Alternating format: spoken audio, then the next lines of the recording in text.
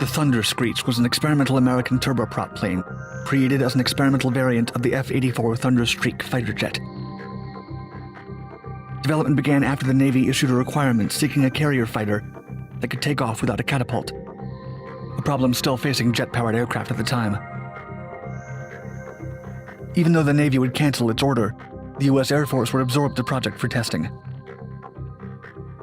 The Air Force hoped to create a plane capable of breaking the unofficial record for the fastest propeller-driven aircraft. The Thunder Screech's turbo engine was ideally suited for a supersonic propeller.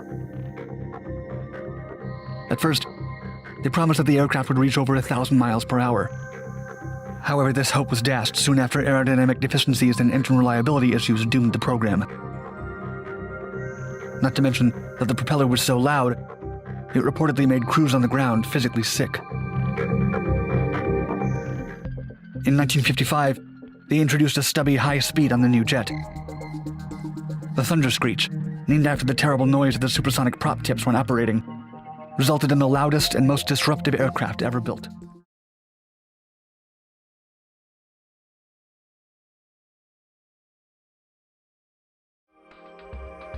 The aircraft was the first to feature a fully retractable and extendable ram air turbine, which was somewhat helpful considering that the plane would struggle with various engine issues.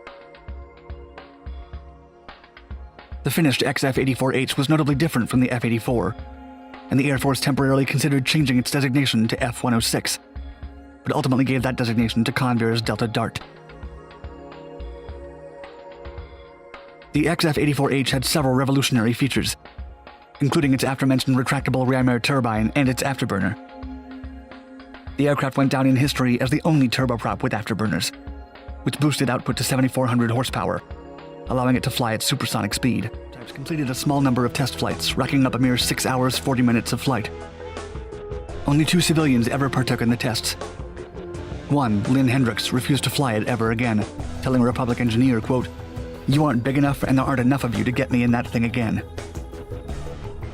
The other test pilot, Hank Beard, conducted the rest of the 12 flights.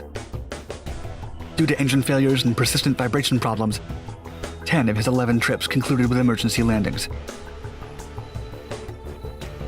Beard later stated the following about his experience, quote, "It became a handful. When you got it out around 400 knots, the propeller governor would start surging, and the airplane would roll rather violently. The resulting vibrations were so bad because ostensibly the entire airframe was trying to torque around its own prop shaft, making it rotate left. In contrast, the prop turned to the right. The biggest issue with the aircraft was the noise, which gave it the nicknames Thunder Screech and the Mighty Ear Banger.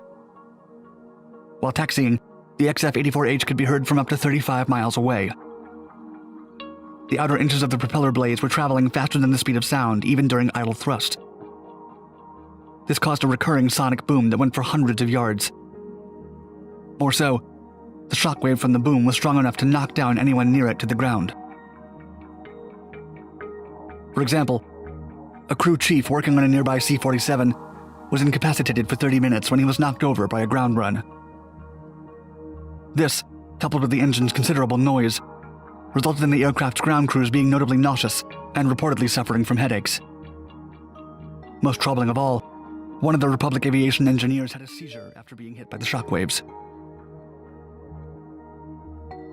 The issues were so disruptive that it even affected operations at the control tower for Edwards Air Force Base, almost damaging sensitive components through the vibrations. As a solution, air traffic controllers had to turn off several devices and detect the plane via light signals held by personnel. As no one wanted to be an unintentional victim of the shockwaves, this direction resulted in multiple complaints. As the Air Force Flight Test Center received more and more complaints, they ordered Republic Aviation to tow the plane out to Rogers Dry Lake before test flights so it didn't disturb anyone. The wide array of issues resulted in no further testing beyond Phase 1. The Air Force canceled the program in September 1956. The Guinness Book of Records reported that the aircraft was the fastest propeller plane ever constructed. Its design had a top speed of 670 miles per hour,